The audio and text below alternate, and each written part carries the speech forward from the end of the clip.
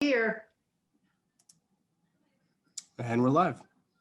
All right, welcome to the planning board meeting for December 16th. I'll begin with the roll call. Alden Clark, Here. Beth DeLeo, Here. Ann Gardner is absent. Tanya Hartford, Here. Leah McGavern.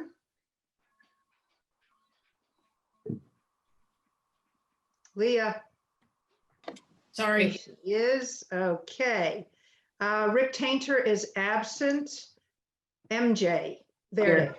Okay. Here. Don Walters. Here. Bonnie Sontag here, as is Linda Guthrie, our note taker. Andy Port and Caitlin Sullivan from the planning office. I will review the agenda first. 177 State Street, minor site plan review, continued from November 18th. Request for a minor modification at 102, 104 High Street, continued from November 18th. We're going to take something out of order as our third item, request for minor modification, 47 Story Ave, which is continued from December 2nd. Then we'll consider a request for release of covenant at the reserve at Bashaw Farm. Afterwards, a request for minor modification at the Colby Farm OSRD subdivision. That is also the reserve at Bashaw Farm. And finally, we'll consider a request for a minor modification at 1 Boston Way. Following that, we'll approve minutes from December 2nd and have any other zoning or update discussions before we close out. For anybody who in the public is listening for the first time, I'd like to let you know that the documents that we're going to be discussing are on the website for tonight's meeting. Director Port will also pull up the relevant ones as we need to discuss them.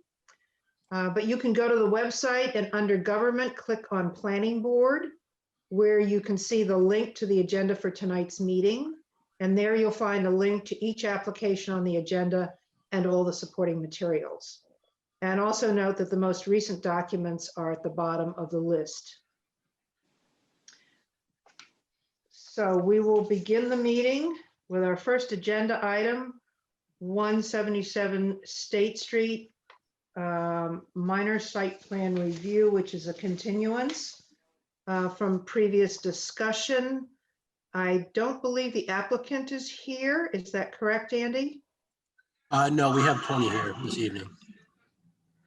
Okay, so do you want to, oh, fine. Do you want to kind of bring us up to speed on this from the last time we heard about it, and then have him speak to anything that needs to be spoken to?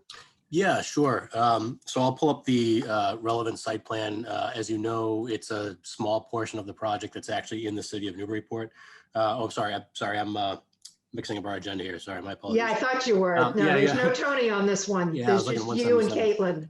Okay, Yeah, no, go for it. sorry. So this particular project, the last issue that the planning board had with it when the applicant was sent back for continuance was the landscaping. So there were some modifications done to the application. Wait a minute, Andy.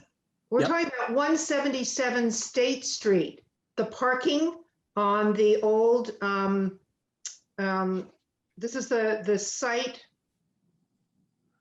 Am I mistaken? I thought you wanted to take up 47 Story Avenue first. It was No, okay. We're not there yet. No, we're going to take that after 102, 104 High Street. Okay. All right. So bottom line here, again, apologies.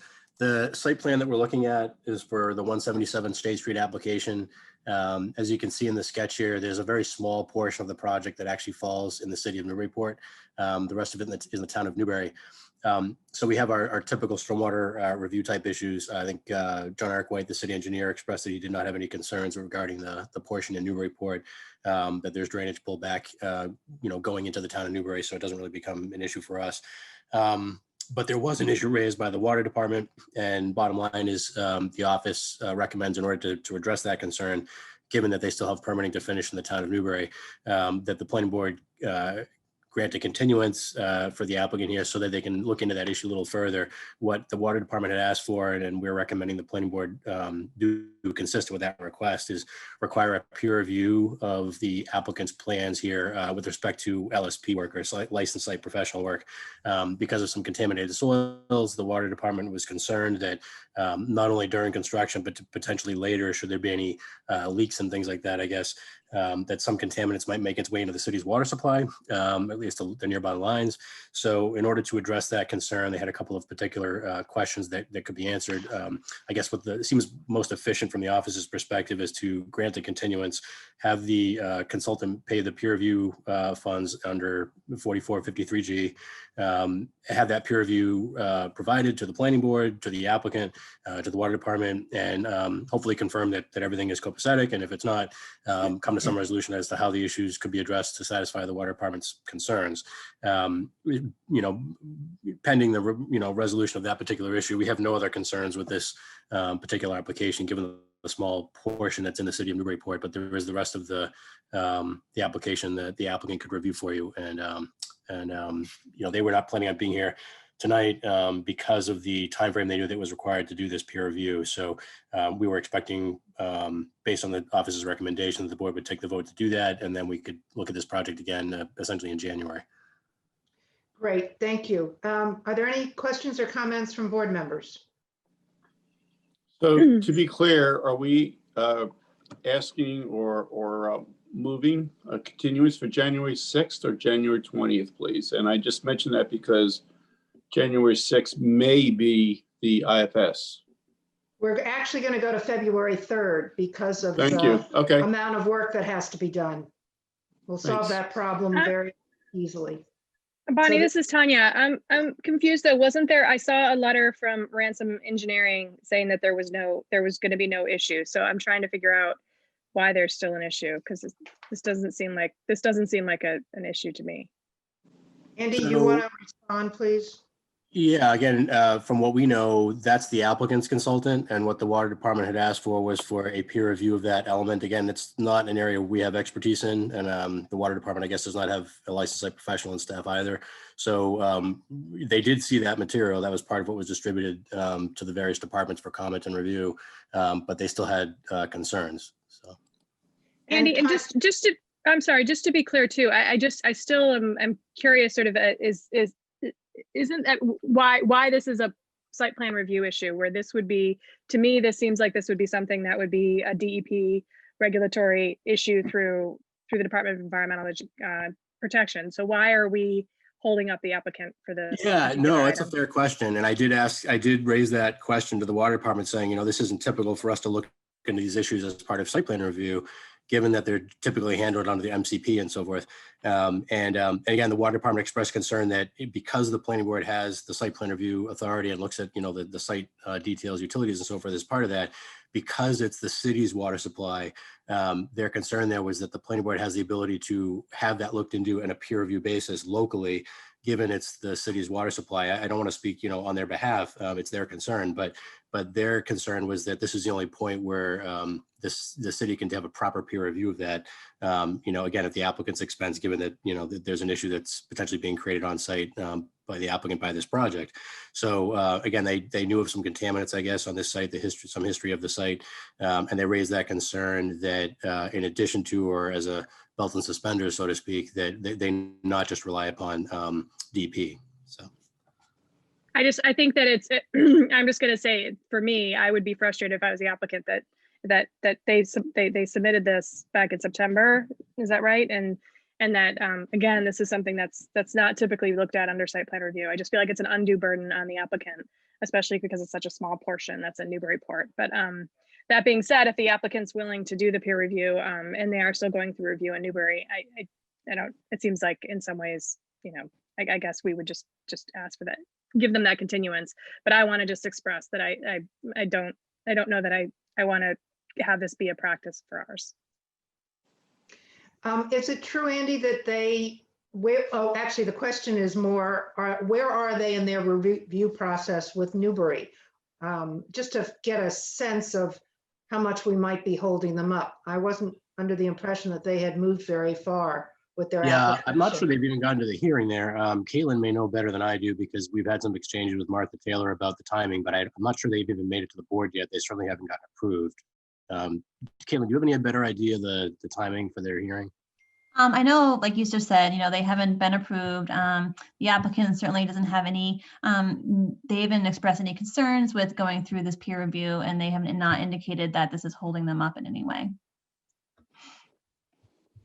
Okay, so I hear your concern, Tanya, that we may be overstepping and possibly holding them up because of that. But in this case, it looks like we aren't. And as long as it's under our purview, we might as well keep it local. And this has been a site that was very hard to develop anyway. It's been a brownfield for a very long time. I think some cleanup has gone on there, Andy, if I'm not mistaken. Yeah, it's my understanding that it's a partial cleanup. And so that was, again, part of the concern the water department had, I guess, was just that it wasn't a completely clean site. Again, we're not LSPs. We don't know the nature of their concerns other than what they've told us, but there is some history there, like you said, Bonnie. Yeah, Circle Finishing was there, and it was a contaminated site when they closed.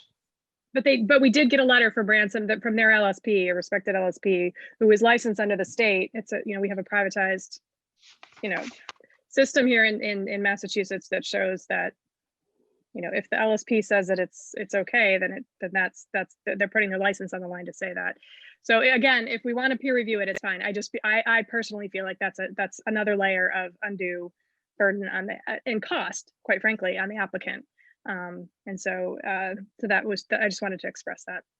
Thank you. Subject to any further comments, and I'll reserve commentary with respect to applicability of this for any and all other future applications. I'd like to move to continue to February 3rd, 2021. Whoops, I'll second that. Yeah, thank you. That was Leah. Okay, so we got Don and Leah, and I will call roll. Bonnie, may I make a request Yes, just for clarity on the record? If the board is requiring the peer review, I think it would make sense to do that before the continuance. Just and it also, again, if the board wants to do that, that's up to the board. We understand Tanya's concerns. We're just passing on what the water department had. But if I would suggest that you clarify that as well before the continuance. so you I'd want like us to make, to, Bonnie, with your permission and Yeah. concurrence, I'd like to retract what I just said. And first, unless we can use it a conjunctive with both motions, I'd like to make a motion to approve an independent consultant for the city of Newburyport to review the application. and you can include that the minor site plan review And continues. a minor site plan review would be continued to February 3rd, 2021. Great, okay. And we have a second from, I'll second it. thank Leah. you. Is that it, Andy? Is that what you wanted? Yes, thank you. Okay, great. So we'll take a vote. Alden, Yes. Beth, Yes. Tanya, Can I approve the continuance and not approve the peer review? No, I'll just say yes, that's fine. you can just say no. It's all right. What do you want? It's- What's your vote? It's fine. I will say yes, that's fine. Leah, Yes. MJ, Yes. Don, Yes. Bonnie, yes. Okay. The second item on our agenda is 102-104 High Street. Request for minor modification, which is a continuance. We've had a review from our peer reviewer, Phil Christensen, who effectively the amount of impervious surface in this paving of this parking area behind the condo association building is not much more impervious than what's already there because of the compactness of the surface right now. And he also agreed with John Eric from DPS that the combination of vegetation and depressed calls it depressed swales, will be effective as stormwater. Okay. There is some concern from the planning office that the site plan approved for this site doesn't match what they are proposing in the minor modification as the area that will be paved for parking. And so we want to take a little more look at how that space is being used for parking right now. And I believe there's a representative of the condo association here, Mr. Welch, is that correct? Yes, Billy Welch. Yes, I'm here. Yeah, great. Would you help us understand where everybody parks, and maybe Andy afterward or in conjunction with what you have to say can show us the current site plan and what is being proposed. And just for clarity for everyone, this is Andy. On the screen, I have the exclusive use areas shown from the condo association documents. I think that might be useful for explaining how the parking is arranged. The concern that was raised by the office was one that Jennifer Blanchet, our zoning administrator, had noted, which was while we were confirming that the stormwater was not going to be an issue, given the increase of pavement and impervious surface on this approval, which now seems to be in order per the peer review. She had noted there was a discrepancy where there are cars essentially parked in an area that was not originally part of the approval the board had granted. So she just wanted to make sure the board was aware of that, and if it made sense to modify the plan accordingly or to pull back what is being used for parking. She just wanted to raise that concern for the board and for the applicant to address. Okay, so Mr. Welch, could you walk us through where everybody parks now? Yeah, well, sure. Where the image that's on the screen right now is parking for 5 of the 6 unit owners at 102, 104 High Street. The owners of Unit A actually park in a driveway on the side of the building that fronts High Street. So what you're looking at is essentially the parking area for 5 unit owners, each of whom have at least 2 spaces per unit.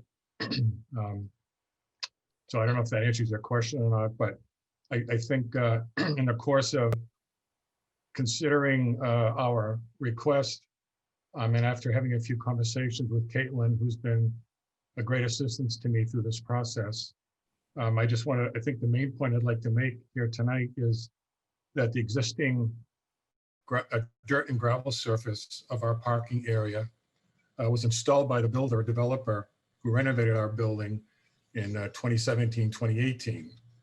It wasn't installed by the condo unit owners or the homeowners association. The surface and size of our parking area that you're looking at right now that Mr. Port put up on the screen is what every one of the 6 unit owners, including me, inherited from the builder when we purchased our units, either in late 2018 or in my case last year. We've not done anything to the surface or the size of the parking area since we became owners. But after living here a year or so, we've all seen the steady disintegration and erosion of the existing surface of our area, which is being washed away with every rainstorm and plowed away with every snowstorm on and down Otis Place, which with the forecast that we're looking at here will happen again tonight and probably throughout tomorrow. The surface of our parking area that you're looking at now was marketed as a gravel surface and sold as a gravel surface, which is what's shown on the site plan that's recorded at the Registry of Deeds. And the plan that we used and submitted to the board showing only a simple change in the word gravel to asphalt to depict the area that we'd like to improve. To my knowledge, no unit owner, including me, was aware of a site plan that is different than the one that was recorded and that we were shown as buyers of our units, which again, you're looking at right now. Certainly we weren't aware of the quote unquote existing conditions site plan that we've since come to learn is a part of a special permit approval back in April or May of 2018 that involved the replacement and restoration of windows in our beautiful old historic building. As to why the surface of our parking area is now all gravel, as shown on the recorded site plan and that you're looking at now, and why the other plan shows a combination of gravel, parking, and weeds, as it's described. All I can say is that when I spoke to the builder about the difference a week or so ago, he told me that it was his decision to install all gravel in the parking area. And that, as he recalls, there was no discussion or requirement to keep or maintain the gravel and weed surface as part of his renovation of the building. So therefore, that's what he went forward with and sold to all of us who reside at 102 and 104 High Street. So I hope that answers your question. Well, I'm going to go back to Andy. Yes, thank you for your explanation. Andy, what is the difference between the proposed site plan and the one that was approved? Yeah, so I know Caitlin and Jennifer had some discussion about this. I tried to just throw up a red box a moment ago. I'll pull it up again. Bottom line is, it looks like the area, as the applicant mentioned, the area that's labeled as weeds, that a portion of that, if you look at, I'll show the two plans. So right now I'm showing where the area is, and it's labeled as weeds as he indicated on the original site plan that was referenced in the application by the developer.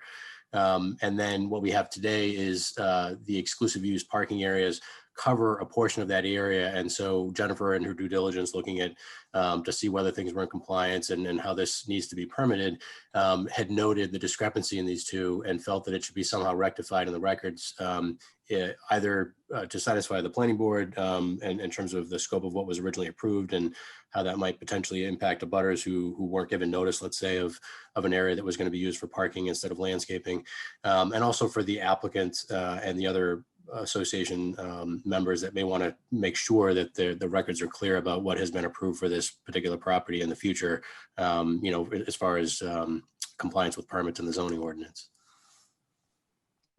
I'll show the other plan in just a moment so you can see where this overlaps with some parking spaces today. I think that's the essence of her concern. Well, where would those people have parked if they didn't park there? Yeah, can I say something? Yeah. Yeah. So as I understand it, the building that we now live in, which is now 6 condos, prior to its purchase and renovation by the builder, was an apartment house that was home to about 10 units. And it appears that many, or if not most, of the tenants of the apartment building parked in the back of the building on an area that that the builder told me, which is marked weeds on that existing conditions plan, but essentially was a combination of grass and weeds, and then a gravel. So I think that it's always been a parking area for originally apartment dwellers. Now, as I mentioned earlier, condo owners. I didn't mean to take this over, planning board members. Please speak up. And does anybody have any comments? Yeah, this is Don. I'd like to ask, I think one of the questions on the table, and it may not be a significant question, is if in fact this is a minor modification, because if it's not, then we need to notice this and get public input on this. I mention this because of the commentary, and understandably so, about parking. And it seems to me it's a bit of dichotomy with respect to if there was if there was grass, etc. And not that one could not park on the grass, it may lead to residents or occupants of this premise parking on the street, which may exacerbate the current situation. So I don't necessarily have a firm opinion. In fact, if anything, I'm leaning towards that it is a minor modification, but I wanted to throw this out to see if any of my fellow planning board members had any thoughts on this at all, or if not, we'll just continue to have discussion as a minor modification without public input or without public notice, pardon me. Is this, Billy, could I jump in or should I wait? Let's see what other planning board members think about this minor versus major issue. Okay. Anyone else? I see it as a minor modification. I mean, it sounds like it's always been parked on. It's just sort of a codifying of existing conditions. That's what it sounds like to me. Anyone else? I would agree with Leah. Yeah, and especially because from the engineers, the idea of switching it from the gravel to the asphalt seems okay as well. I'm fine with it being minor. Yeah, I agree as well. Yeah, I do too. I'm Okay. the same. Yeah, Okay. I would say it's minor. I have no problems. Okay, good. I agree. So back to the content of this being paved over, even the part that's identified as weeds on the original site plan. Does anyone have a problem with that or a concern or somewhat any clarification on that? Well, if it were me, if I lived here, I would prefer to have some greenery mixed in with all the paving, but maybe that's too expensive and too much to ask. I don't know. Well, there will be greenery as part of the stormwater management along the side in the, when you're looking at here on the left-hand side Mm-hmm. and around the corner. Will fit. Yeah. It'll actually be on two sides plus some addition on the third side, right at the corner as Otis Place comes into it. Mm-hmm.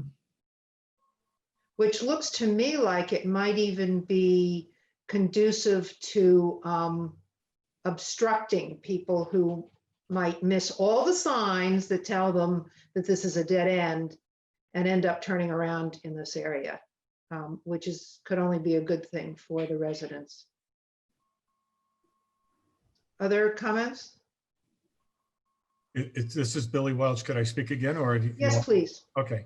Yeah, I agree with what you just said, Bonnie. As you know, we've had an ongoing problem with people coming up Otis Place, usually unaware that it's a dead-end street and using our parking area as a turnaround spot, whether it's a passenger vehicles or pretty large commercial trucks, which is contributing to the disintegration and erosion of the surface that's there now.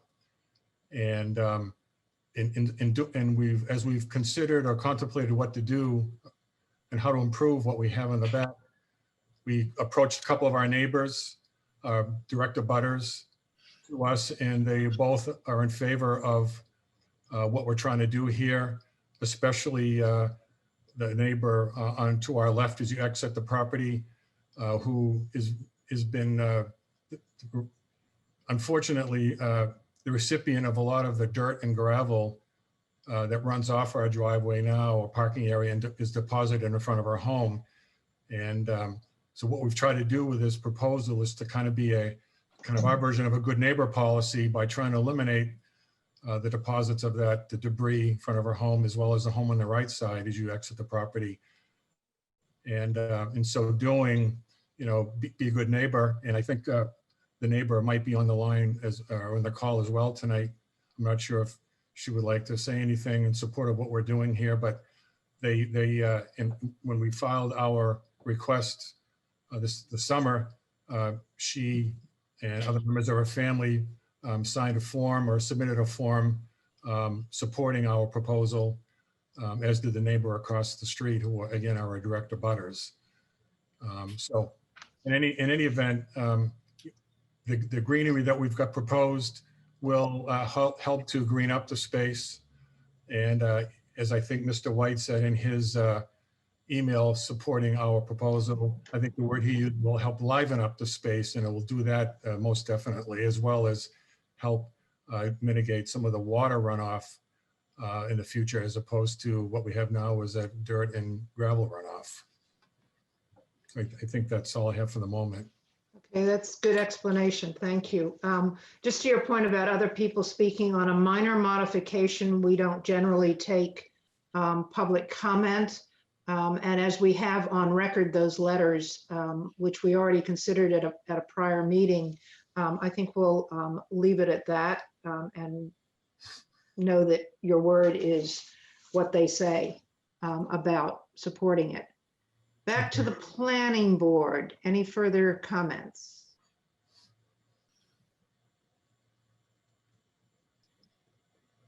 So what I would propose is just to make sure that what is eventually paved in this area is codified in our decision, that we not only consider a motion to request that this be a minor modification and a motion to approve it, but also incorporate some language that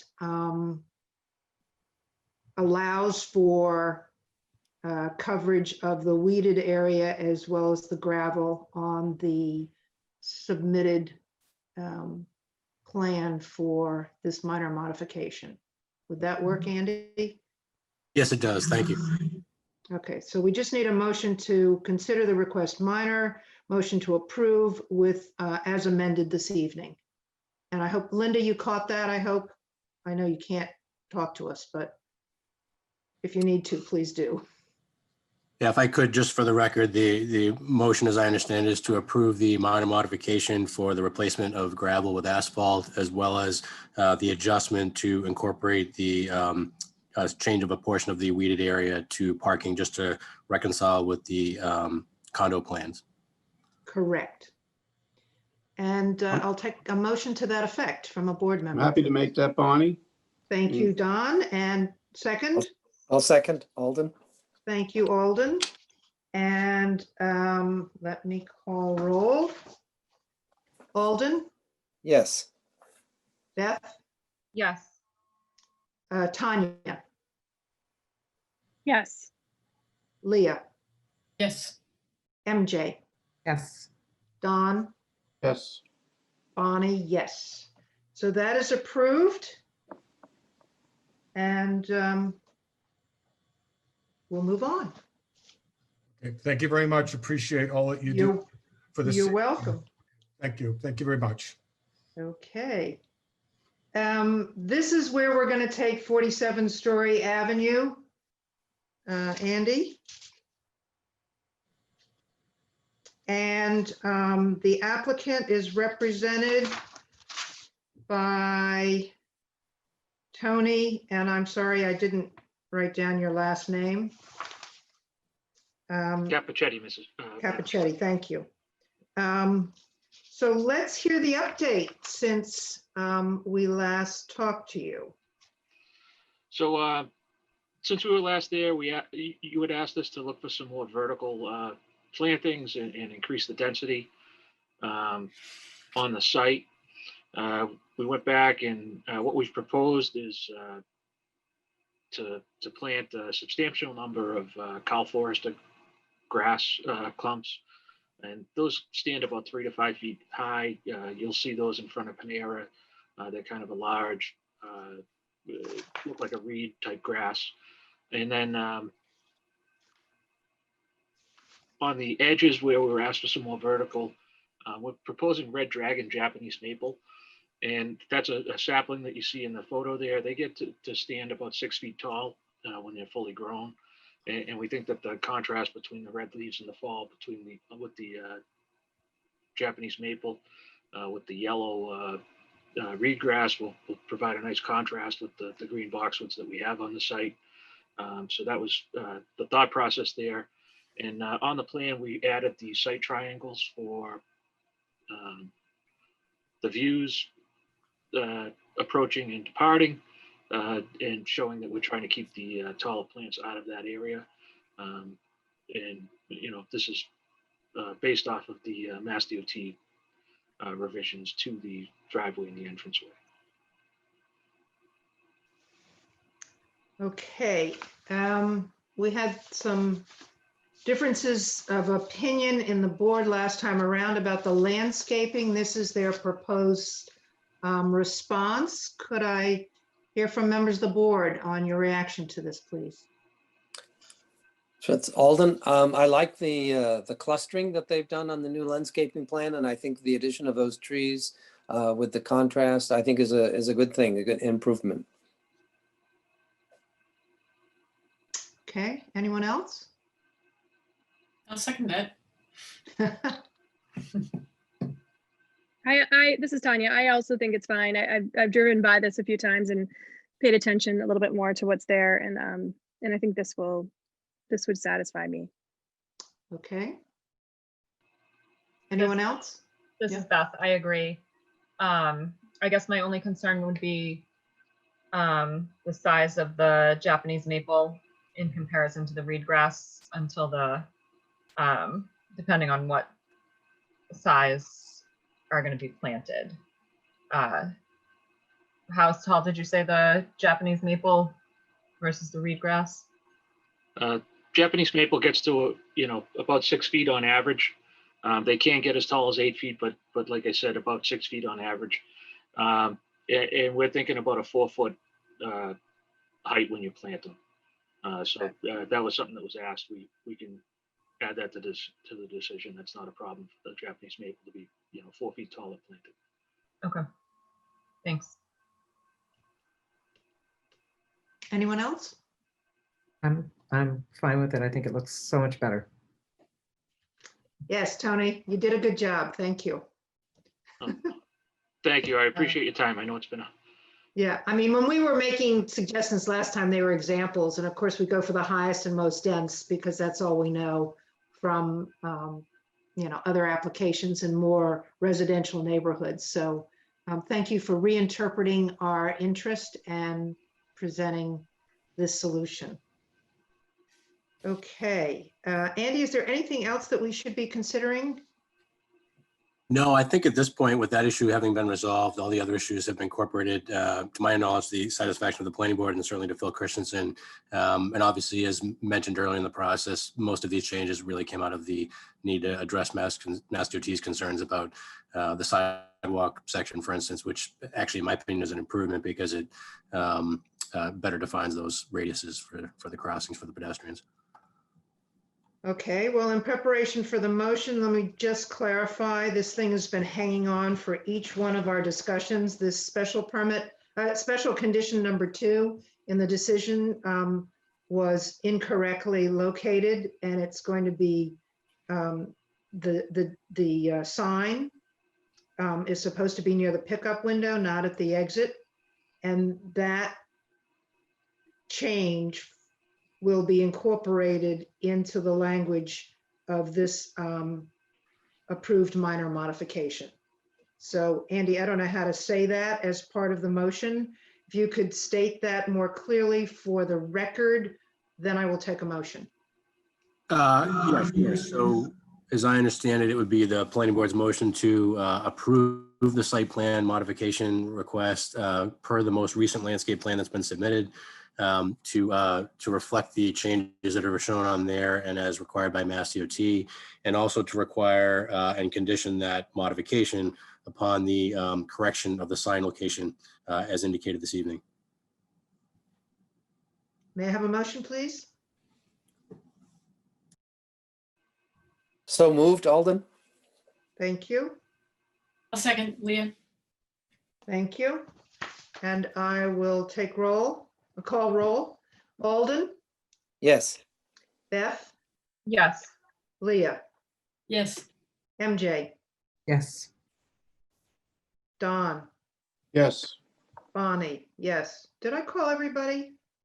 You didn't call me. This is Tanya. Yeah, I thought I missed somebody. Hi, And Tanya. I say yes. Thank you. Okay, that's approved. Thank you all for your time. You're welcome, Tony. Thank you. All right. We are now up to the 2 requests having to do with the reserve at Bashaw Farm, also known as Colby Farm 1, OSRD, and subdivision. The first item on our agenda is a request for release of covenant.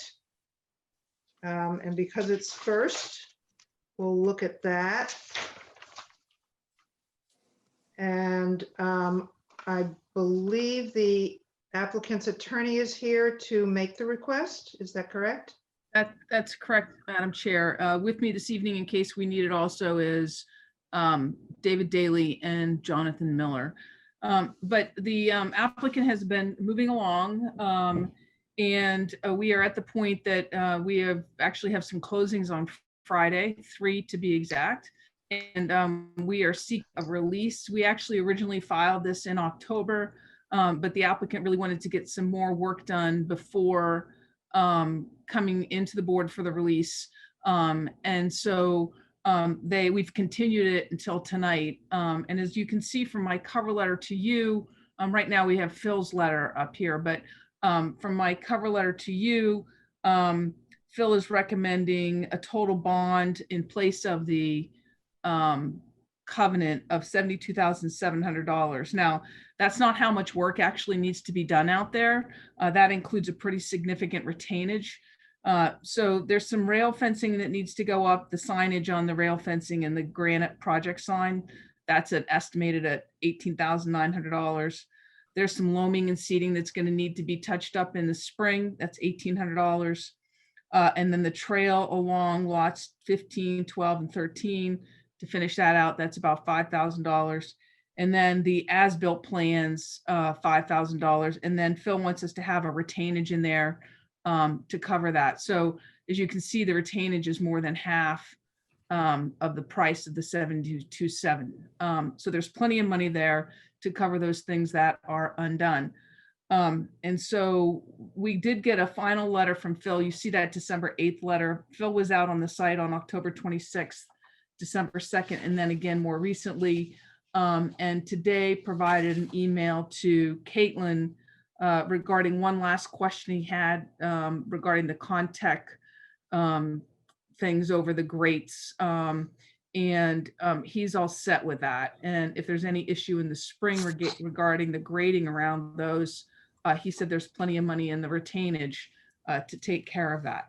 So our request tonight is that you release the covenant so that we can actually start to transfer these lots, but that we will be providing tomorrow a bond, which is already, the form of the bond has already been provided to the city and approved in the amount of $72,700 to wrap everything up before the end of the project. I wanted some more clarification. You mentioned the grates over the drainage, but there's another issue apparently that was raised in Phil's memo today that he was discussing with Jonathan that hasn't been resolved. Something about the actual flow into the drainage. Yeah, that's And what I'm sorry. I did mention that. So he says the water flow bypass, I'm reading from his email. The Right. water flow bypass I noted in my previous email is due to grading issued rather than a grate capacity issue. Grading adjustments can be made in the spring and there is adequate bond money available to ensure it gets done. Yeah, and this is Andy. I just note the staff have received a copy of that email as well. So as we understand it, the grade issue is resolved. It's just some minimal grading that can be adjusted, and Phil believes that's not a problem at this point in terms of the estimate for the covenant release. Okay, any comments or questions from board members, please? The reference to the email, do we have that? No, that just came in at 5 o'clock today, so I don't know Oh, I'm that sorry. you had a Yeah. chance to send it out. It went to Caitlin at 5:05. No, I understand. I'm just trying to understand where, assuming we're asking to vote on something that's predicated on some email that we haven't received. I, for one, am hearing that email is satisfactory to the planning, to Andy. Is that right, Andy? Just want to be sure I'm not misunderstanding something. Yeah, correct. So to your point, exactly. Although certainly as director of the department, I frown upon last minute, submissions. But in general, we do have the main concern here, which was that the city's consulting engineer look at this particular issue, in this case, the design for the grades, and verify that he was comfortable that the smaller grades would not be an issue for the flow of water. So he has confirmed that. Caitlin has a copy of that email, though I don't think received a copy of it. I don't see one here. Caitlin has a copy of that, and that can be added to the file as noted here this evening, because it does show that Phil has approved the grade component and that he does not believe the estimate needs to be revised any further to account for some minimal grading that would be adjusted in that area. Thank you. Anyone else? There was another issue in his earlier memo that we did see, which had to do with, he suggests that the entrance to the roads to the subdivision with curbing are within the right-of-way of Colby Farm Lane, and suggests to avoid future arguments over maintenance and repair responsibilities, the infrastructure maintenance required by the homeowners association should clearly be defined. Where would that be appropriately codified, Andy? Well, Madam Mayor, Yeah, okay. Yes. I just made you mayor, Madam Chair. Actually, you guys are so good that you already had us put it in the homeowners association document. About the road, about the right of way? I know everything else was covered in there. Yeah. So what Phil's referring to is the gravel parking area and the area right around the front. And so Yeah. let me read, I'm going to read you the homeowners association provision, if that's all right. Sure. There is also a road, the land upon which the road exists, sidewalks, the land between the road and the sidewalks, infrastructure within the road, such as water, storm drains, a gravel parking area, and lighting, which shall refer to as common infrastructure. So that's all part of the homeowners association responsibility.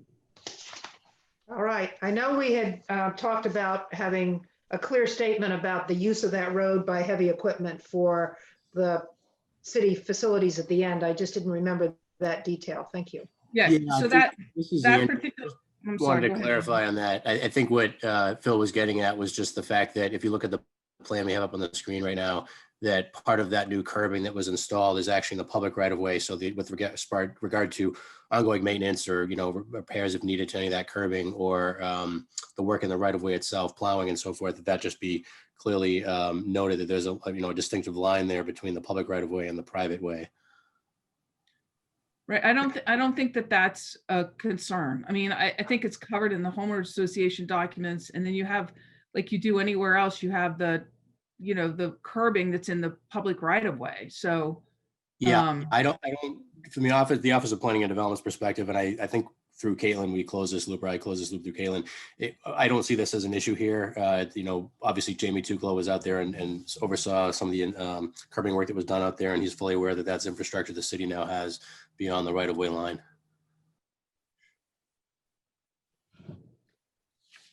Okay.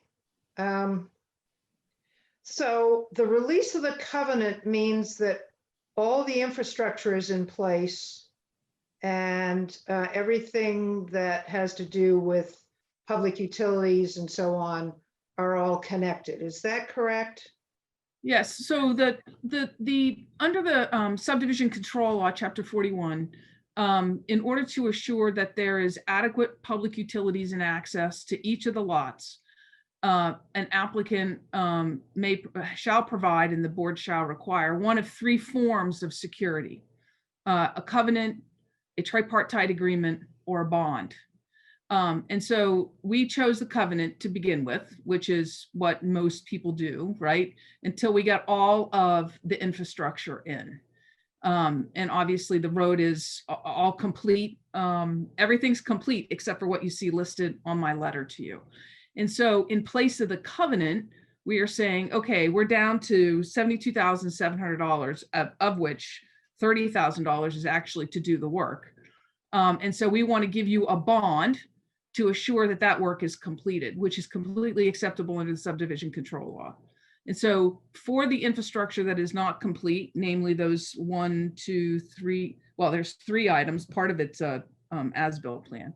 We're offering you a bond in case, you know, it doesn't get done, which obviously is not going to happen here. But so that's what we're asking you to release the covenant and supplant it with the bond, which will cover the remaining work to be done. Well, the reason why I ask is it also covers sidewalks, right? I'm not, what do you mean, The Madam Chair? covenant, I mean, as part of the infrastructure, sidewalks are part of that, right? As part, if All of sidewalks, the infrastructure on the plan, all of the infrastructure on the plan that we are required to complete. where I'm going with this is the next discussion we're going to have about the sidewalk going up to Low Street. So I'm wondering if that sidewalk is covered, is part of a of the covenant that we are now releasing. Right, the sidewalks are all done. I guess I'm confused by that comment. The items that were a part of the approved subdivision plan, which needed to be completed, are all done according to the plan, according to the DPS director, according to your peer review engineer. And the only items left to be done are the rail fencing signage, granite project sign, loam seed, trail along the lots, and the as-built plans. Well, our Everything's next request is for a minor modification for something that looks different from what the plan was. So as Right. long as that is outstanding, I'm wondering if we should hold off on the decision to approve this covenant until after we have that discussion. Well, so here's my confusion about the next item on the agenda. First, this next item on the agenda was listed as a discussion. And tonight I see it's listed as a request for minor modification. In August, this board voted to allow the planning director to approve minor modifications. And the planning director approved the modification at the request of DPS, not at the request of the applicant, at the request of DPS in, hang on a minute.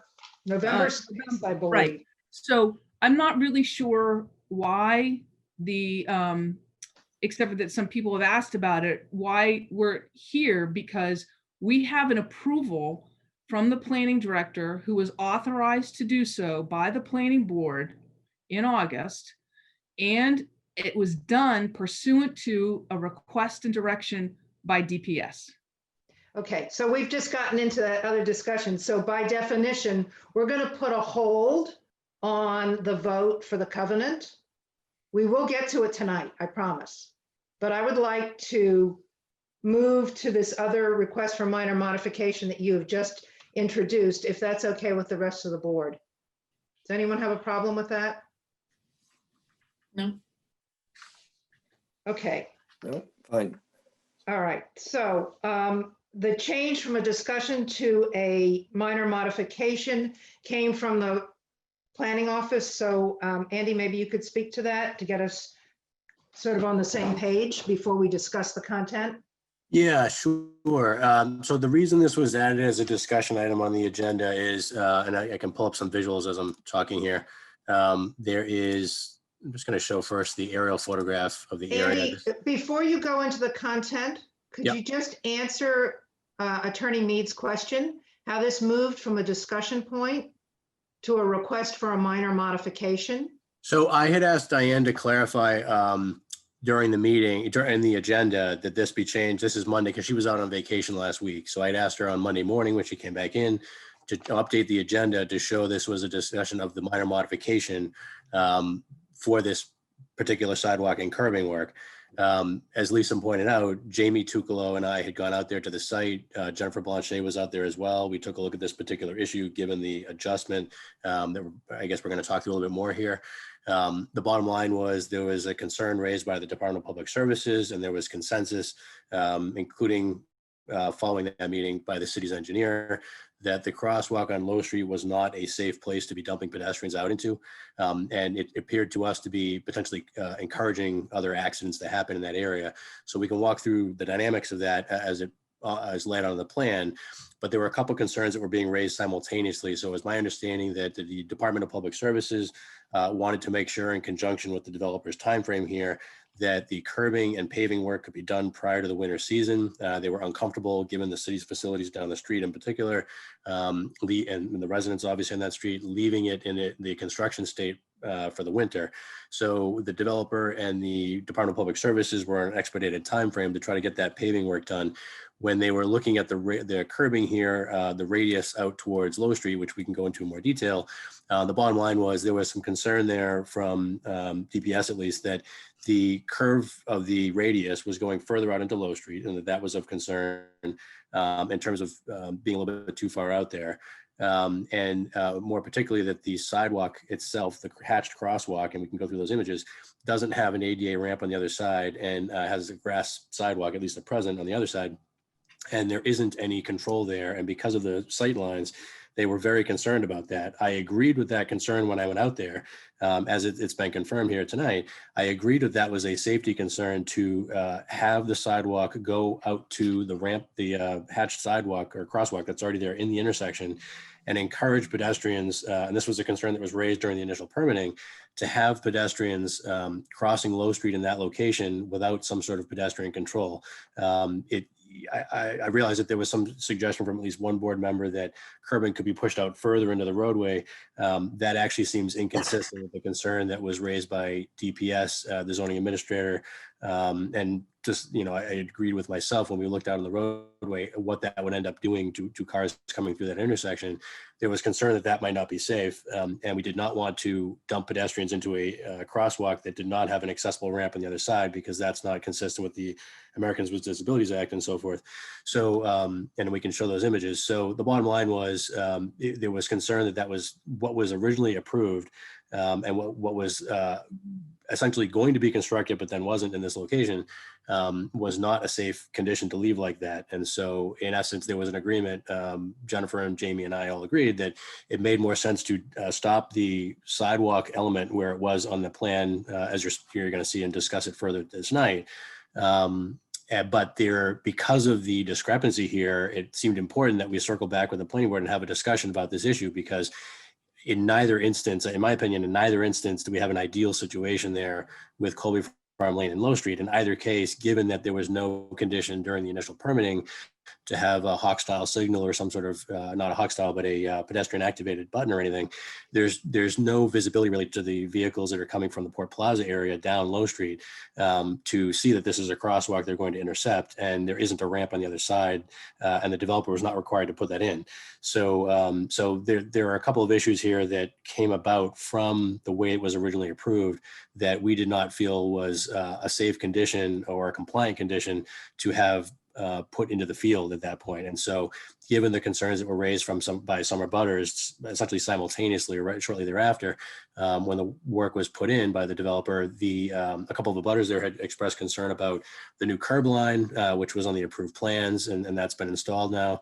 The grass strip that's there and how that thinned the roadway. And I guess there was some concern about on-street parking or parking along the side of the roadway there, and how that might potentially narrow that. In my opinion, that's what was constructed is consistent with the original plan. So I don't know what manner or mechanism there would be to change that now.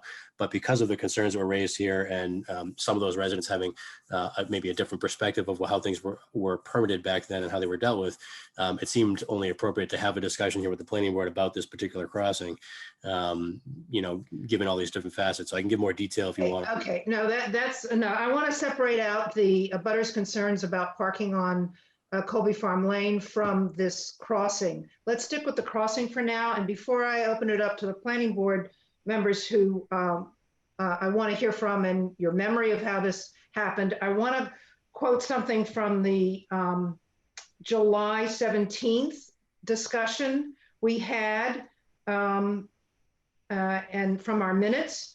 Nick Cracknell said that the sidewalk would wrap around the corner and tip down at the crosswalk. The stop sign would need to move forward because it was too far back. DPS would determine exactly where the sidewalk ends. And then it turns out it was myself. I suggested a pedestrian crossing light. And Andy, you said the Traffic Safety Advisory Committee would be the correct advisory group for that issue. So we went ahead and made the decision with the plan, the way it was proposed, to go around the corner with a ramp to that crossing, with the idea that the city would build the other connection on the other side and do something around the safety of that crossing. So whether it's a chicken or an egg coming first, I don't know here, but somebody has to start it. And I suppose our decision was to let the applicant go as far as they could go and do their piece of it, and the city would pick up from there. So that's my understanding of why we made the decision the way we did. And sticking with just this crossing here and what has been built and what should have been built, I'd like planning members to weigh in, please. Hi, yeah, this is Alden. You mentioned that the sidewalk work is complete, and I see from the picture that Andy's showing now, it looks like the curb is going around the corner up to the crosswalk.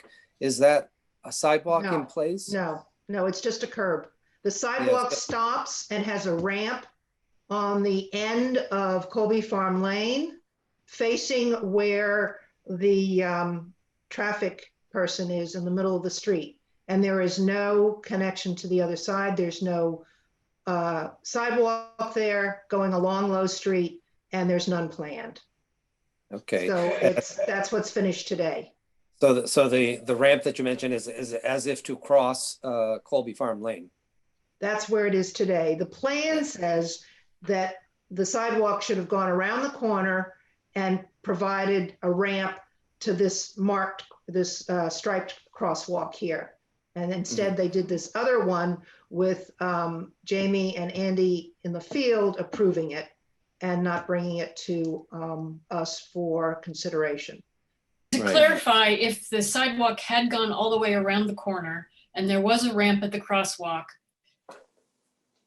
and the city, let's just say the city agreed to put a ramp on the opposite side of Low Street, that is still not considered a satisfactory solution because the distance is so long across the street. Is that correct? And because of the curvature of the road.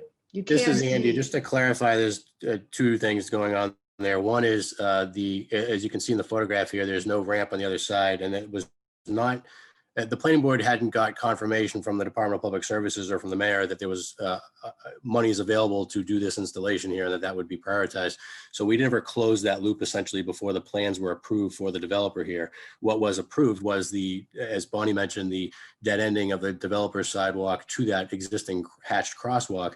But there were two things going on. One was there was no closure of what the city would do on the other side. And I suspect that had we asked or closed that loop with the Department of Public Services before the permit was issued to Lisa and the developer, some time ago, we probably would have heard the Department of Public Services say it makes more sense to have the developer pay for what's going on the opposite side of Low Street as well, rather than asking the city to do the other component.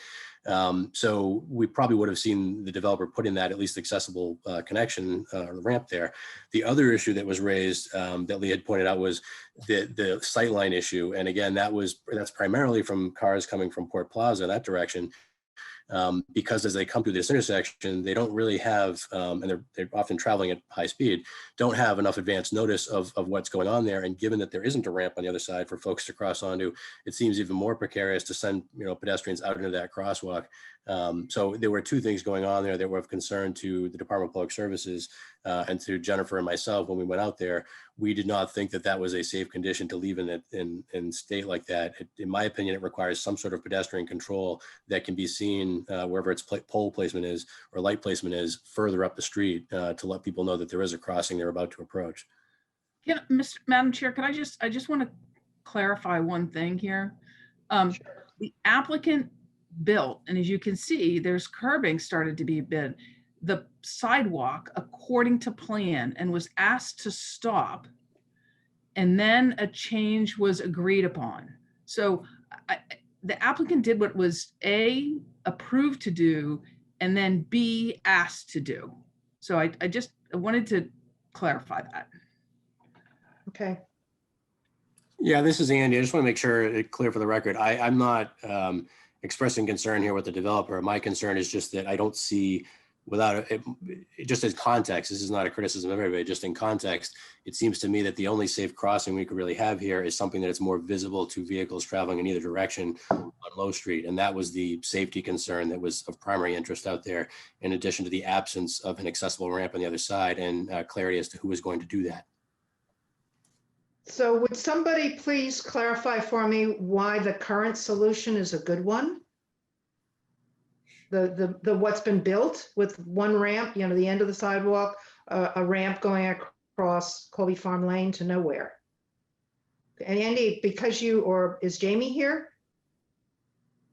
Unfortunately, I don't see Jamie here this evening. Then you'll have to answer for him. I don't get that either. I'm sort of baffled. Yeah, the part of the difficulty we have at this intersection, and you can see it in the photo too, is just that there aren't really ADA ramps or sidewalks on all four intersections or corners of the intersection. So there, you know, in neither place was there going to be, and again, the developer was not required on either of those corners there to meet on the other side, you know, with a ramp, if you will. So where that telephone pole is, there's no sidewalk, there's no ramp to meet. And so it's true that there is a crossing or a ramp that goes into Colby Farm Lane there. But I think the idea there, and as we discussed it, Jamie and Jennifer and I discussed it out there in the field with the developer, the bottom line was at least we were not sending folks out into the dangerous high-speed sightline issues in Low Street. And that's why we felt that what the developer was doing there was the most reasonable alternative, given the fact that there was no control required in the planning board's original approval. And I suspect the developer would not be inclined, although open up to them. I suspect they would not be interested in paying the additional costs associated with installing one now, given it was not part of the original permitting conditions. Just a comment on that.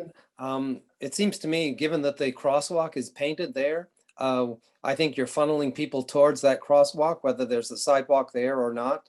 So I don't see how, you know, how this changes anything, how limiting the sidewalk to the end at the stop sign impacts that at all, if that's your concern about where the pedestrians are going. Yeah, again, talking with Department of Public Services and the city's engineer, we talk about a lot of these issues with the Traffic Safety Advisory Committee, a composition of several different city officials. Bottom line is that crosswalk really shouldn't be in its present location, given the ends that it has right now. So again, at the end of the day, what we probably should have done in hindsight during permitting of this project is before approving the project, look at this particular crosswalk that was happening on Low Street and confirm with the Department of Public Services or the mayor's office or otherwise who is going to finish the other side of that, rather than dealing with only one side of the crosswalk of the intersection that's going on. Because you're right, we do have a hatched crosswalk out there, but everyone, all the primary officials working for the city feel that this is a safety concern where it is right now, regardless of anything else. Right, I agree. I think it is a safety concern, but I don't see how, given that the crosswalk is there, I don't see what that has to do anything with the developer. Yeah, it seems to me, I agree. The developer was going to follow the plans and the special permit conditions. The planning department and or entities within of the city directed the applicant to do something different, which I'm surely not going to Monday morning quarterback.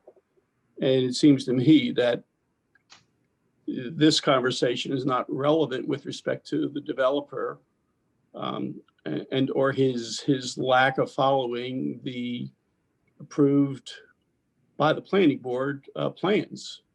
If we all think that we need a minor modification to memorialize the decisions of the planning department and or other officials within the city, I'm happy to make that motion. But candidly, I'm a bit puzzled specifically with respect to what burden, if any, that the applicant has.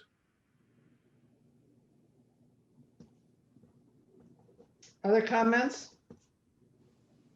This is Beth. I'm confused why this wasn't raised earlier. I know that in the very first discussion of this project, we all, or several of the members pointed out that this was a dangerous intersection and there was some talk about, trimming some vegetation to have better sight lines. But it seemed to me that the impression I got was that this was not something that the developer was going to do, or that we could ask the developer to do, to, help to make this intersection safer. We all pointed out traffic wise, and then I think, it's close to the school. There's going to be families living here. I mean, we had this discussion, and I don't know why nothing was raised about, from the Department of Public Safety or from traffic advisory committees as to what would be something that we could do with the permit to address the issues. So I'm just wondering, I don't want this to happen again on another project. So did DPS have a look at this project beforehand, or? Yeah, this is Andy. So to clarify how we do things again, typically, and again, this is going back months or years at this point, Caitlin and I route plans to the other departments. We have a technical review meeting on a regular basis, on a monthly basis with other departments. Caitlin requests comments from other departments. We get those comments in. We provide those to the planning board. We work with the applicant and the peer review consultants as needed to resolve issues and so forth. So bottom line is these were routed to other departments for comments. Whether or not we received any comments, obviously, we obviously didn't close this loop in some format. I don't recall, in my opinion, I don't recall receiving any definitive comments from DPS about this at that time, or from the Traffic Safety Advisory Committee per se, or the tech review folks per se. I do know that somewhere in that process, there were a number of times in which I had raised concern. And again, this was in relation to there was the development here, and then with the playground that was happening across the street, concern that the Low Street intersection was a safety issue. There was discussion at that time, as I recall, with the resident at the corner of Colby Farm Lane and Low Street, where some vegetation was trimmed. And as you may recall, Nick Cracknell at the time, this is going back some time, but Nick Cracknell was working on this particular project early in the permitting when the rezoning, in fact, was happening back then to allow that project to proceed. And he had proposed that some of that vegetation be cleared to address that sightline issue from the cars coming from the Story Avenue side. But that's the only, other than, again, what the planning board approved for that sidewalk coming out to the crosswalk that's there, that's the only improvement that was done to improve the sight lines or deal with the safety issue of that crossing. And this is Leah. Maybe I'm missing something. It's very possible, but I feel like the solution to end the sidewalk before the crosswalk has only made a not so good situation worse, because people are still going to have to cross Low Street. And maybe this is where I'm missing something. So if it were me and I wanted to get to the other side, if the sidewalk stops, I'm going to continue walking and I'm going to use the crosswalk, because the crosswalk tells me that's the safest route. That's what those stripes mean. So what I don't understand is why we wouldn't continue the sidewalk, have the ramp onto the sidewalk, demand that the city put a ramp on the other side, because frankly, I think it's their obligation to do so at this point. And then also to address the curvature, why not paint on the street, slow down, crosswalk ahead, or something like that that's really obvious, that makes people aware before they get to the crosswalk that there's a crosswalk ahead. Actually, there's a sign before you get on that curve coming in. But if that's not enough, why not do, apparently that's right. not enough, so why not do more and paint something on the street? Something that you cannot miss. Well, that would help us, except for tomorrow when it's covered with snow. But well, but I see where you're going with that. That it's the crosswalk is there. The other solution, of course, is to say you can't cross there at all and paint over that crosswalk. But people are going to cross. They have to get across Low Street. I mean, I don't, but somebody's going to have to at some point. Yeah. So, and where are they going to go? They're going to use the walk down to crosswalk. the light at way down at the next light. It's not going to happen. No. People are Right, just that going to won't cross, but they're going to be they're not going to be accommodated. You're right. Has anyone looked at the sight lines if the crosswalk were on the other side of Colby Farm Lane crossing Low Street? It'd be Yeah, it worse. does improve, It- but there's still an issue, but it does definitely improve. Does The it? problem, I Because guess, there, if there isn't any you- sidewalk or curbing that would match, they would have to adjust that. The problem is that you're right in the middle of the curve. I can't imagine it's safer. This gives you a longer distance to see people because you know you're coming to an intersection, so you're going to be slowing down anyway. I agree If you with put that. it on the other side, you're in the middle of the curve and you can't see a thing. We're not the ones to make this decision. We had a bad one the first time. We're not going to make a good one this time if we try to solve it. It's clear that the city dropped the ball and that the the Traffic Safety Advisory Committee didn't get back to us or DPS in time to change our decision. And so the plan, the approved plan says come around the corner and meet up at that crosswalk. The DPS and Planning Department, as Attorney Mead said, made a change in the field and approved it on our behalf. And I'm with whomever said it. I think it should have been brought back to us.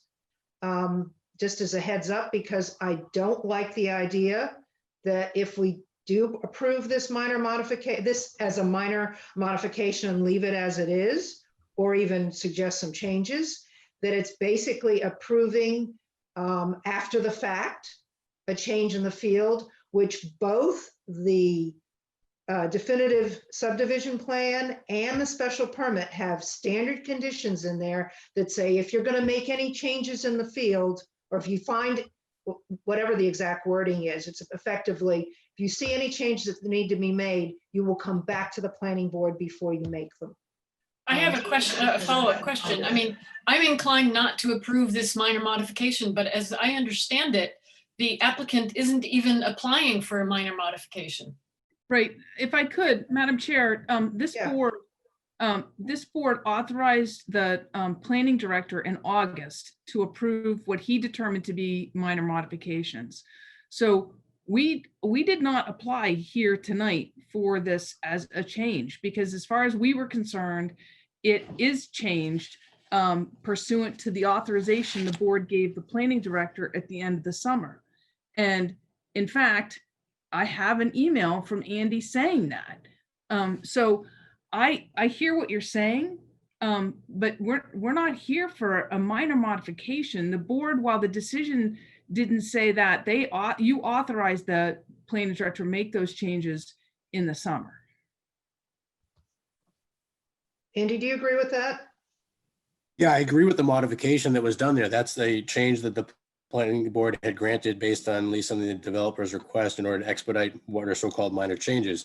The issue, like I said here, was I felt that, as did Jamie and Jennifer when we went out there in the field, that the concerns that were raised about sightline and safety were significant enough that we did not feel comfortable with that, combined with the fact that there was no ADA ramp on the other side, did not make sense, given what was going on with the paving work and the curbing and so forth, to have that ramp dead end there. I understand the balance of concerns on both sides there. To me, the best way for an issue like this to be resolved on a go-forward basis is to slow down during the initial permitting process and look at these particular details so that while the developer is before the planning board for initial permitting and not any modifications through staff or the board later on, the full scope of pedestrian improvements can be required of the developer up front to address the scope of neighborhood impacts or connections that may need to be made. To me, there is no leverage in the process for the city or for the staff to require an ADA ramp of the developer on the other side of that intersection to resolve the issue, nor to require pedestrian, control buttons and so forth at the intersection. That's something the planning board would have authority to do during permitting to address those issues with the developer. But there's no ability for us to now resolve those issues on Low Street. And there is, in our opinion, a safety concern with sightlines and speeds in that area. Unless the city paid for them. Yeah, Right. but again, the bottom line there is that's not something the planning board had confirmed with other departments. So while I agree with you 100%, that's something that would be an option.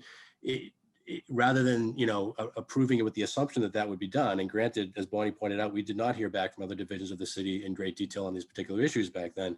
But it would maybe make sense to not approve the plans at a given meeting and wait until the following meeting to get closure on those issues and confirm what might be appropriate, at least so we know what we're dealing with during the initial permitting, because the staff do not have the leverage to require significant improvements or changes, later on during the process. That's something that the planning board has during the initial permitting.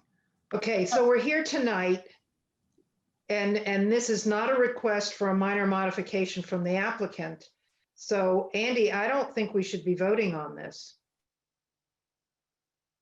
Agreed. Just to make this clear, I did not ask, when I asked Bonnie to have Diane put this on the agenda listed as a request for minor modification. I have the old agenda in front of me, so I don't even have the changed language that she put in there. I was just asking for it to be listed that way because that's what it had come in as a request for a minor modification. I was not suggesting, and I don't think Diane was suggesting, that the board is being asked to grant that minor modification or approval. That what we were trying to do is have a conversation here, and what the original agenda noted a discussion, because there were these concerns raised by the abutters. There was concern about the sidewalk and the crossing itself. However, that is dealt with. And there was also particularly concern from them, I guess, regarding the curbing that was on Colby Farm Lane. And there was some discussion, again, I can't speak for the abutters who I guess one or two are here this evening. To their understanding, and I don't know where this happened or where this thought came from, but there was some understanding from them talking to someone on the planning board. They said that there wasn't going to be curbing on this development on Colby Farm Lane. And as Jennifer and Jamie and I explained to them in the field, or at least Jennifer and I did, what was constructed of the curbing here on Colby Farm Lane is consistent with the locations of what was approved by the planning board. So the new sidewalk, that was required has been installed, the landscape strip, and then the curbing. So the narrowing of the roadway wasn't something that Jennifer and I felt the staff could address at this point, because that was something that had already been installed consistent with the original approval to essentially narrow the roadway. That's not the point of contention right now. That sidewalk on, as I said earlier, is a separate issue, the sidewalk on Colby Farm Lane. I'd like to close out the conversation with some action item. It may not be for the developer, but maybe it is for the city, on the crossing of Low Street. And since you and other members of the city staff have approved in the field a change, we really have no control over that by the planning board. So I don't think we need to entertain a minor modification for that. So before I close out this part of the discussion and move to the sidewalk on Colby Farm Lane and the abutters concerns, I'd like to hear from any other planning board members about where you think we ought to take this or propose that the city take this issue of crossing Low Street. Yeah, I agree with you, Bonnie, and I think I would look to the city to look into this further if they feel there's some change needed. Yeah, just a note for the record, the mayor and I have agreed with Matt Coogan that this is going on the next Traffic Safety Advisory Committee meeting. So there's going to be some thorough discussion of what improvements the city will be able to do here, again, to address the safety issue in the crossing and so forth with Department of Public Services. Just a quick question. This is Tanya. So because, Andy, you approved this minor modification for the sidewalk not to curve around to the crosswalk, does that mean, and said that they were fine with where they ended it, does that mean that we can't, at this point, we can't really require them to move that sidewalk or to hold money to put that sidewalk in or something to that effect, should the pedestrian safeties go in? Yeah, that's correct. That's correct. And again, that's why I noted that earlier. So the position that staff were put in was essentially encouraging a crossing in a place where it's unsafe. And I understand the debate to be had about the existing hatch crosswalk, although it doesn't meet compliance on either side.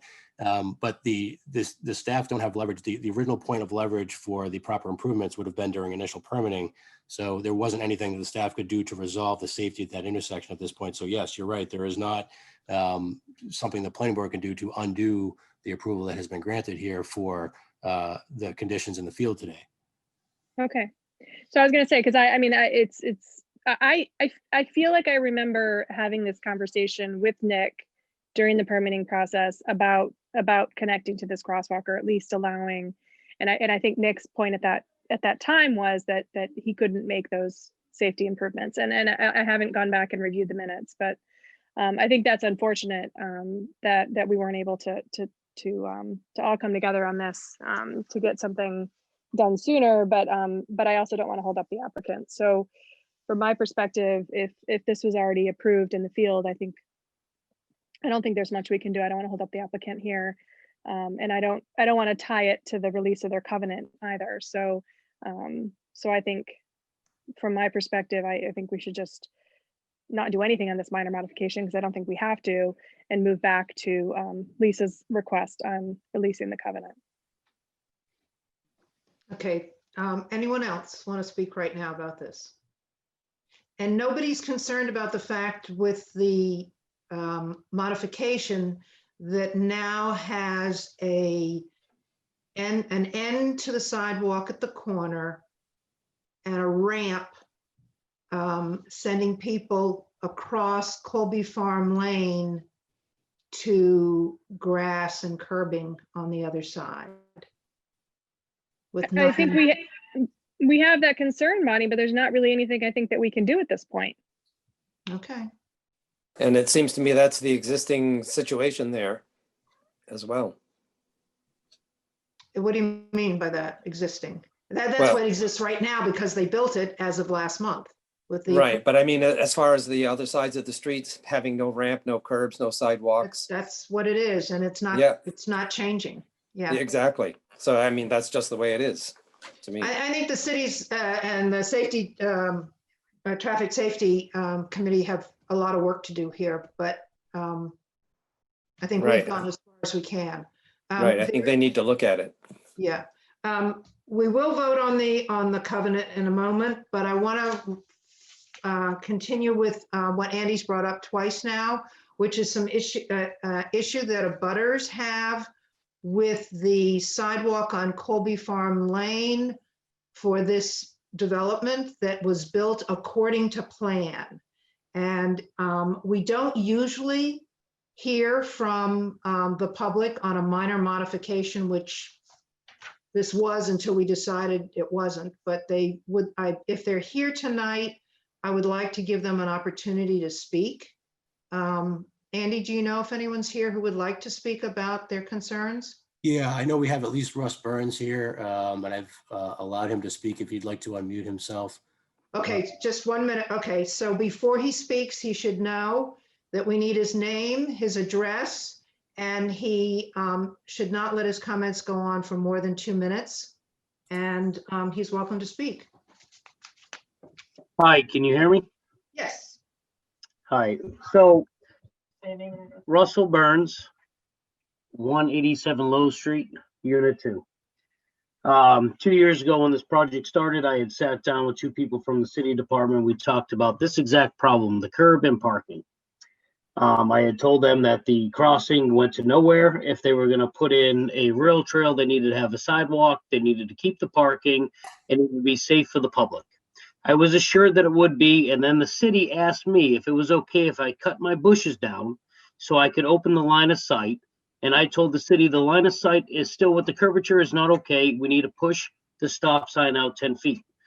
They talked about it. They said we could do that. It's the markings are still on the sidewalk on on the street in Low Street, where they were going to push the stop sign out.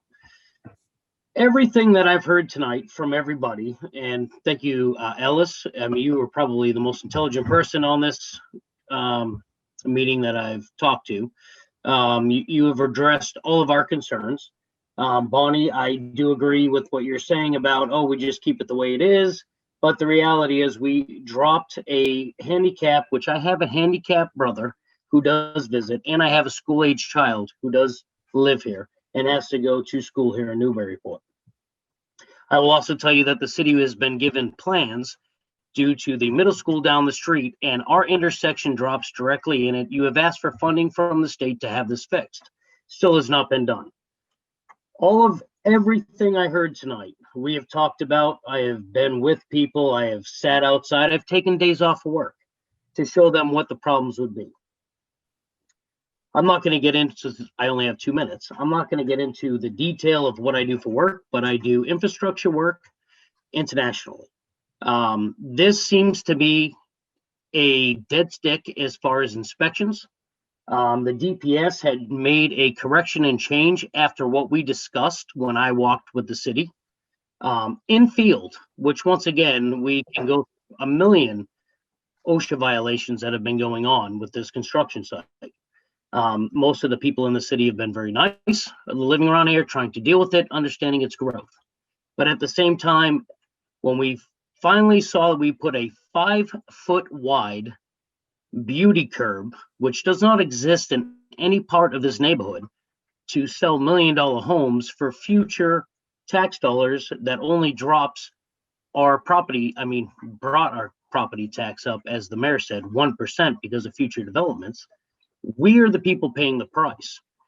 I have a family that lived across the street, had walked out with his family the other day and almost got hit by a car coming around into this blind turn because it dropped them off into the open street to a grassy knoll of nowhere. The curb was literally put in when I told the contractor that that curb was put in and it was going to cause a problem because it ends into a fence. Nobody can turn and walk on the grass and go across the unlit and unprotected schoolway, which I discussed 2 years ago. I sat down and had this conversation with the city. I do this for a living. And it seems to me with everything I'm seeing that it keeps dropping off to they're siding with the contractors and not looking into the future problems of the people that have lived here. Especially when they're nice, I let them cut down my trees. I let them cut down my bushes for safety reasons. I didn't want them cut down. They look pretty, but I cut them down because it might save a life. Now I'm hearing that we're not gonna turn the corner and put a light in or correct. I was actually told by one person on the city committee that it is not a law to have a handicap access into the crosswalk around Low Street. And then I hear another city member tonight say, well, continue down a block or two on grass to cut across when there's a light. We have a developer that's selling $1 million homes that's going to bring in lots of tax money to the city, which we need, and I appreciate, and I'm okay with the growth. But I've let you go on quite a bit longer than 2 minutes. Could you wrap it up, please?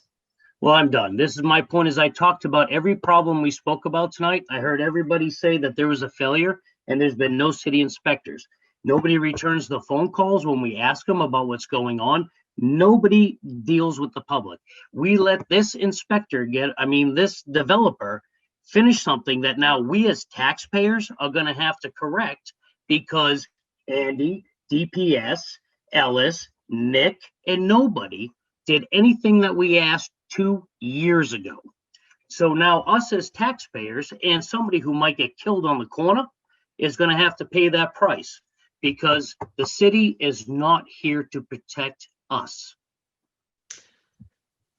Thank you for your comments, and I'm sorry you're not getting a response that you need.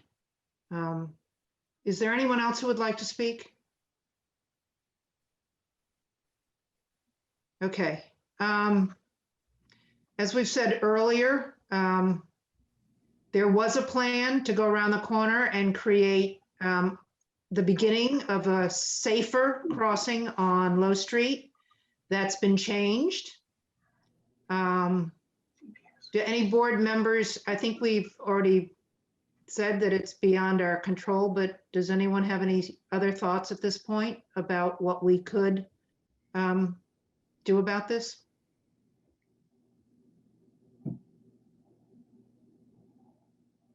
So it's going to go to Traffic Safety Committee and Bonnie, I'm just wondering, sorry, just really quickly, as far as what we sure. could do about it. I mean, could we send a letter on behalf of the planning board to the Traffic Safety Committee, just stating that the planning board, had approved this with having the developer curve the corner and have a ramp to the crosswalk with the intention of making a safer crossing or making a sidewalk so that people could cross, and that we would support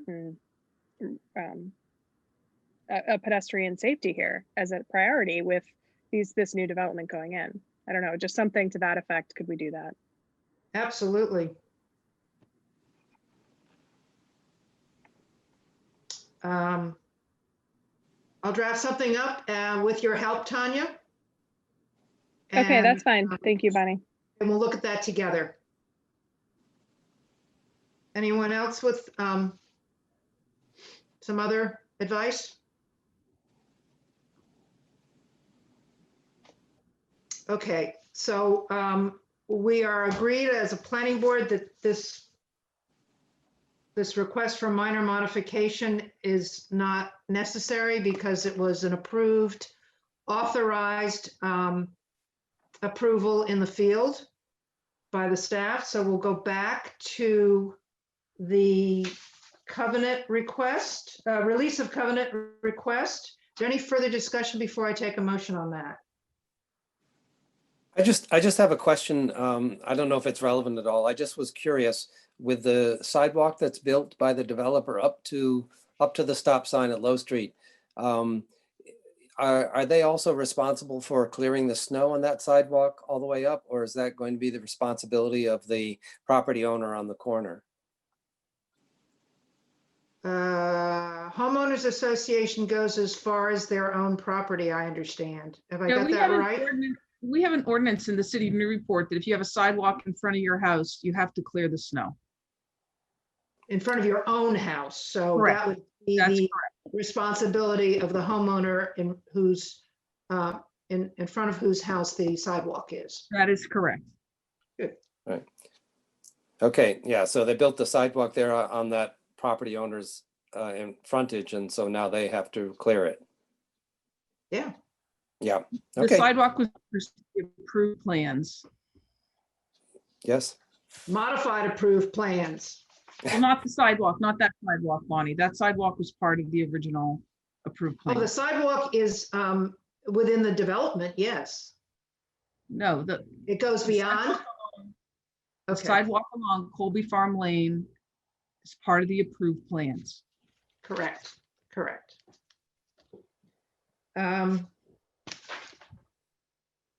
I think we've discussed everything. Yeah, relating to the issues on the sidewalk, all sidewalks. So we will go back to having a motion to approve the release of covenant. May I have that motion, please?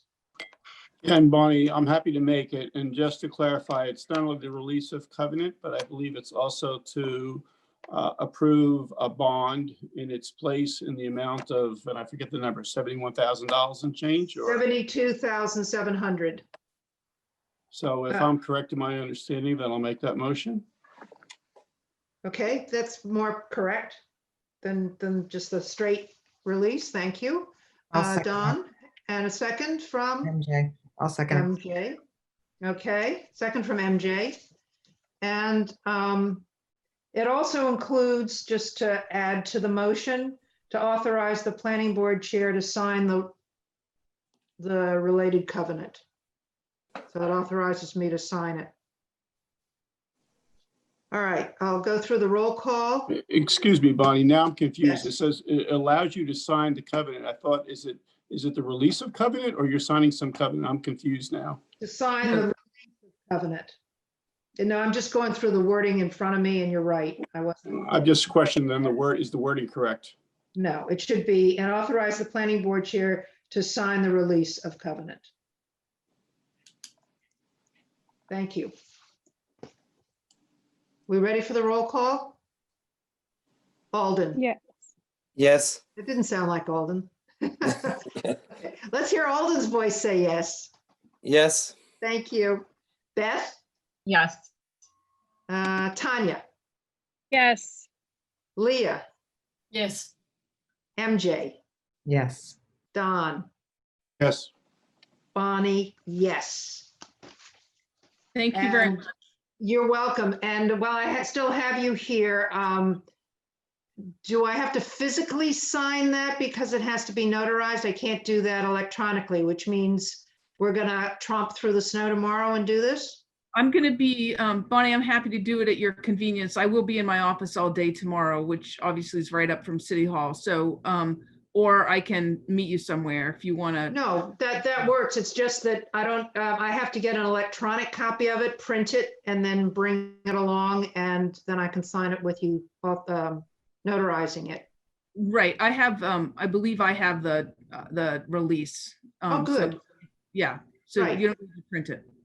Okay, so I'll call before I come, just depending on the weather and how deep the snow is. And I lent my snowshoes to somebody, so I have to clump through the snow. You walk on the streets, I'm sure they'll be clear. Okay, I'll see you tomorrow morning. Thank you. Next agenda item. Oh, wow. What?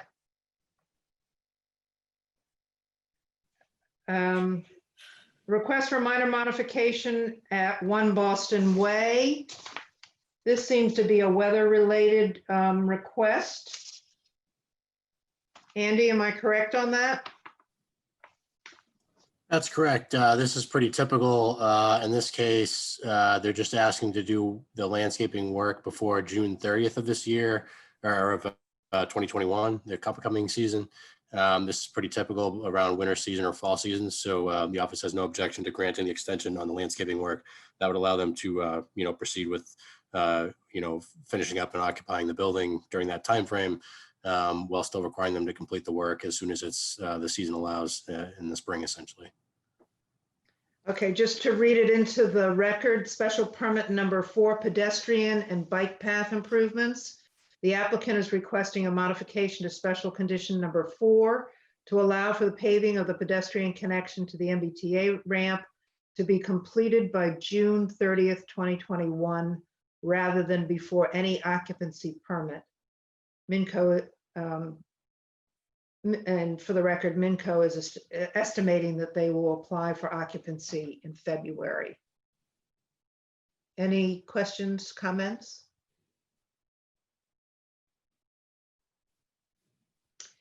Then I will take a motion to deem the request minor and approve the minor modification request to the decision for 1 Boston Way. So moved, Alden? Thank you. Second? Leah, second. And I will call roll. Alden, Yes. Beth, Yes. Tanya, Yes. Leah, Yes. MJ, Yes. Don, Yes. Bonnie, yes, that is approved.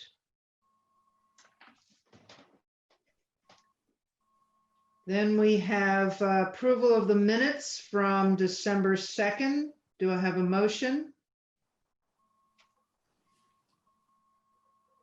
This is Tanya. I move to approve the minutes. Thank you. And do I have a second? I can I'll second that. second, Alden. Whoops, I heard MJ first, I think. That's Was fine. that MJ? Yep, it was me. Okay.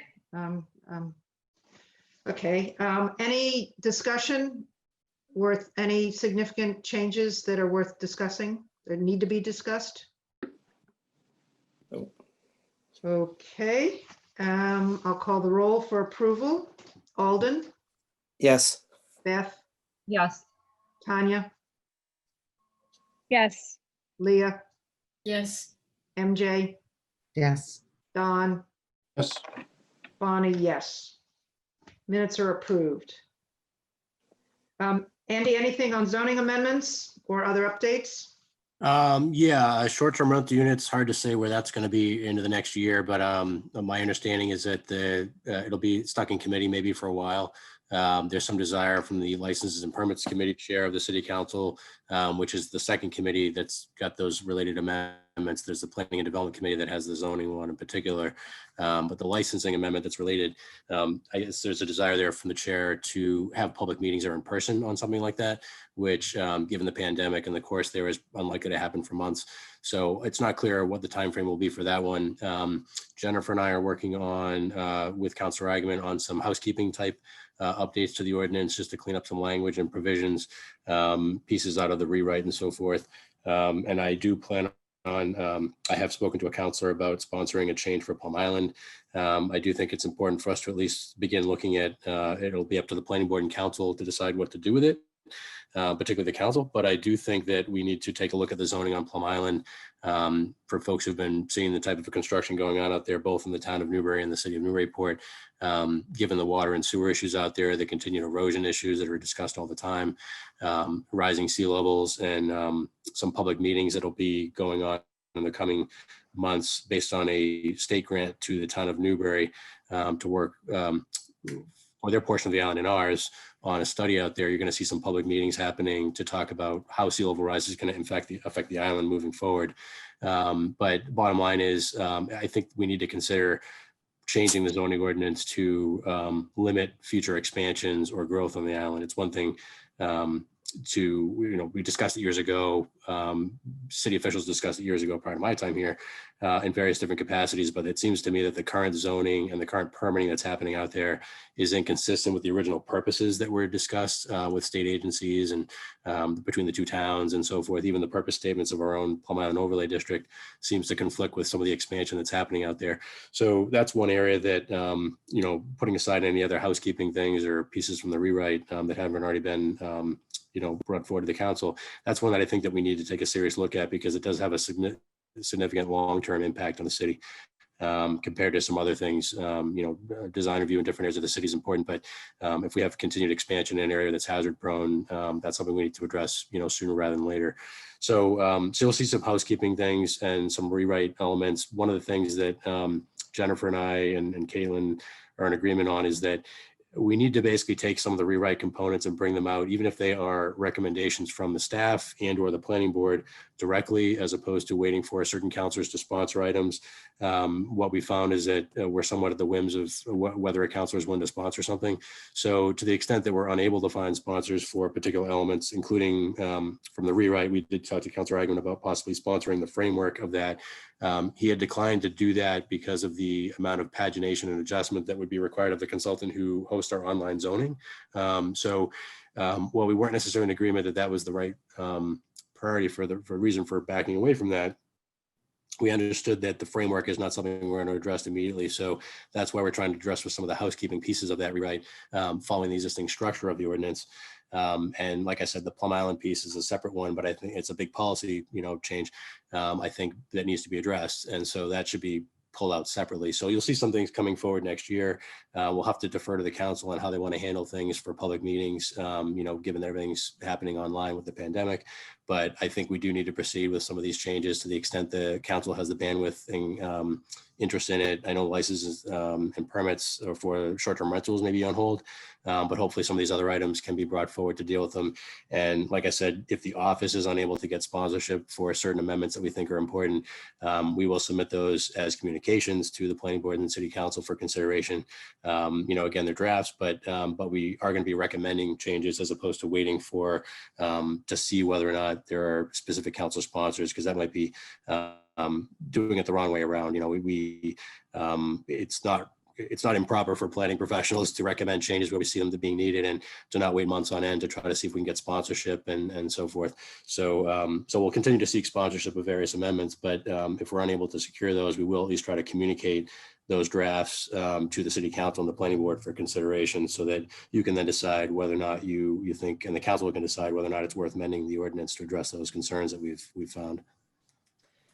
So in that, separate from that, but related, I understand that Councillor Shand would be open to sponsoring the amended section 6C. So that seems like it could go forward as soon as we can get her up to speed on it. So why are we not moving on that one? Yep, no, that's just everybody's bandwidth has been somewhat limited right now. So I will circle back with Heather and find out if there's a suitable time that she has before the holiday or in between the holidays to meet with us again. But it's just been hard to pin down everybody in terms of timing because there's so much going on and people's schedules are somewhat limited. So I'll circle back with Heather tomorrow and let you and Rick know. I think that was our core group on that. We'll confirm that. Okay. Anyone else have any questions about zoning amendments or anything else that might be going on that Andy could respond to?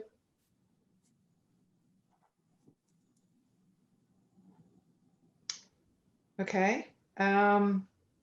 I don't have anything. I guess that's it. Shall we have a motion to adjourn? I will make a So motion. moved. Okay, I've got Leah first, and I think it was Tanya was backing That's her up. right. So you Yep, I want to, back her up. okay, so you do the second, okay? Okay. Great.